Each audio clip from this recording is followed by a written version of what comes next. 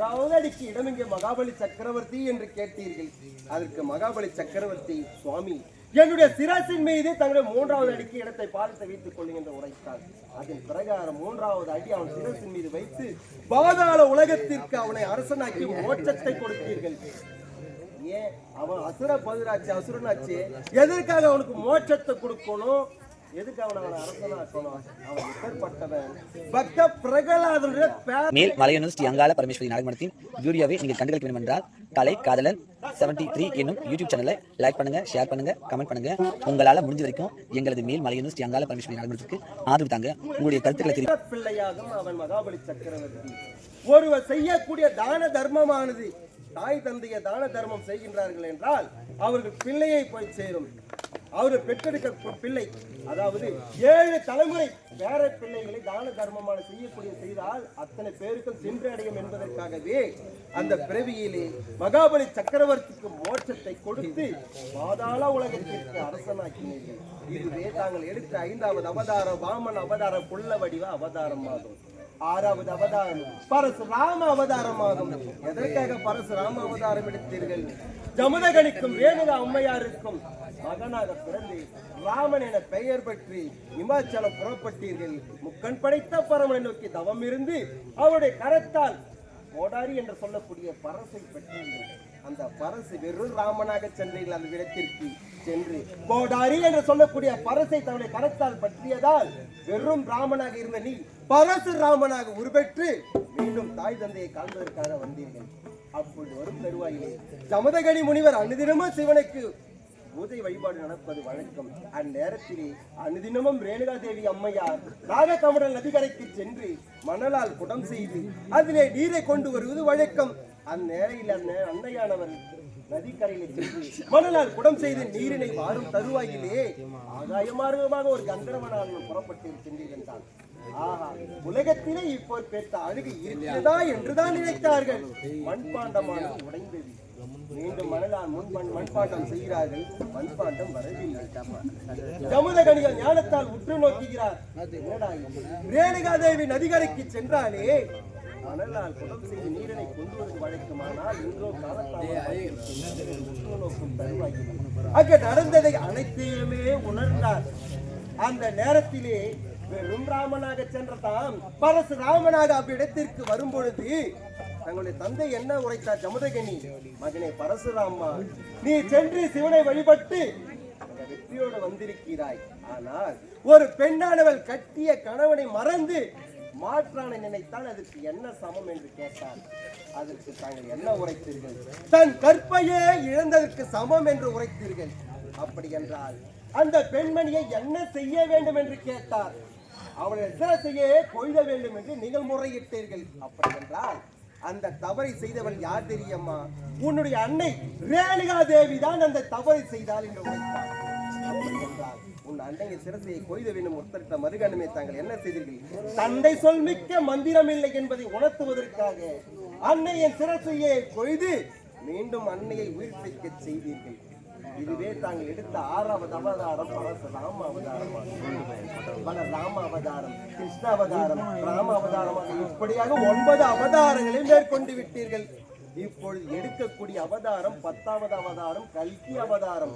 எப்பொழுது களி முற்றும் தருவாயிலே களி முற்றிவிட்டது, கலியுகம் தொடங்கிவிட்டது என்று எப்படி தெரியும்? ஓர் கிணறு இருக்கின்றது. அந்த கிணற்றுக்கு பக்கத்திலே 7 கிணறுகள் இருக்கிறது. அந்த ஒரு கிணற்றில் இருக்கக்கூடிய நீரை எடுத்து 7 கிணற்றிலும் ஊற்றுகிறார்கள். 7 கிணறும் நிரம்புகிறது. அதே 7 கிணறு நீர் எடுத்து அந்த ஒரு கிணற்றில் ஊற்றுகிறார்கள். அந்த ஒரு கிணறானது நிரம்பவில்லை. காரணம் என்ன?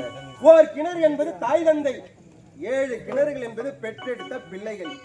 தாய் தந்தையானவர்கள் தாம் பெற்றெடுத்த 7 பிள்ளைகள் மீது சரிசமமான பாசத்தை காட்டி நல்வழி பாதையை புகட்டி இப்படித்தான் வாழ வேண்டும், இப்படிதான் செயல்பட வேண்டும் என்று அறிவுறுத்துகிறார்கள். ஆனால் தாம் பெற்றெடுத்த 7 பிள்ளைகளும் தாய் தந்தையின் மீது சரிசமமான பாசத்தை காட்டுவதில்லை.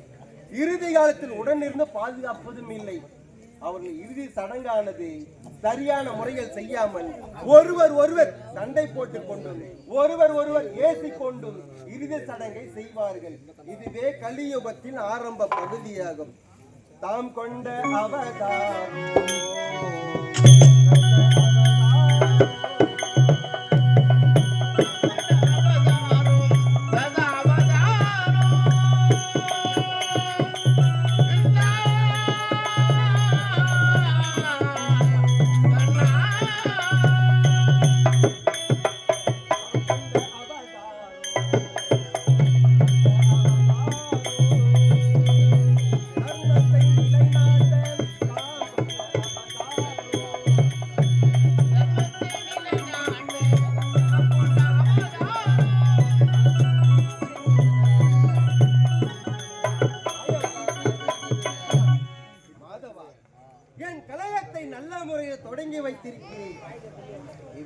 அர்த்தம் உணர்ந்து எத்தனை அவதாரங்களை எடுத்திருக்கிறீர்கள்.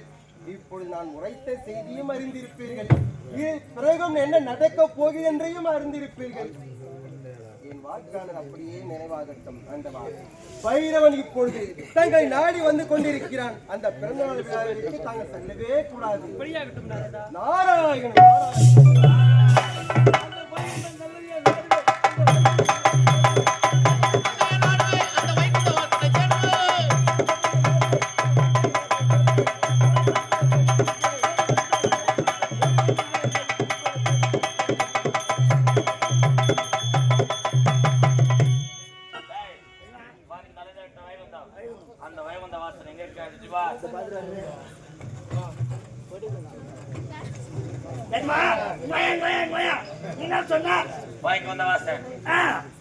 உள்ள கிடையாது.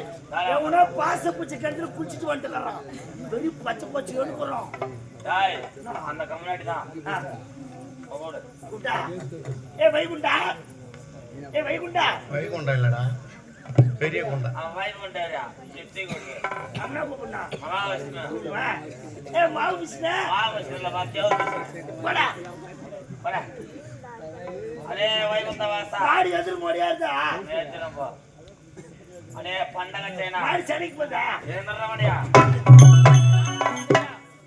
என்னோட பேர பைரவன்.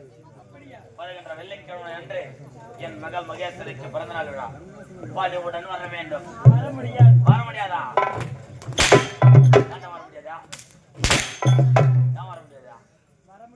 இறுதியாக வைக்கின்றேன். வர முடியுமா முடியாதா?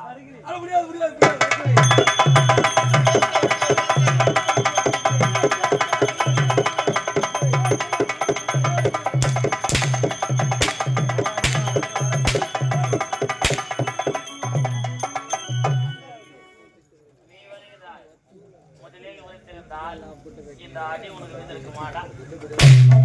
வைகுண்டா உனக்கு அட்டுதா? இவன் கருத்து விலங்கை தரதரன்னு சொல்லலாம்.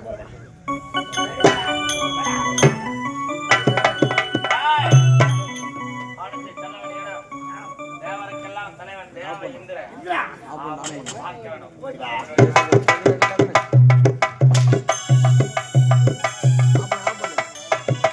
கலைக்காதலன் 73 யூடியூப் சேனலை லைக் பண்ணுங்கள், ஷேர் பண்ணுங்கள், கமெண்ட் பண்ணுங்கள், மறக்காமல் பெல் பட்டனை கிளிக் பண்ணுங்கள்.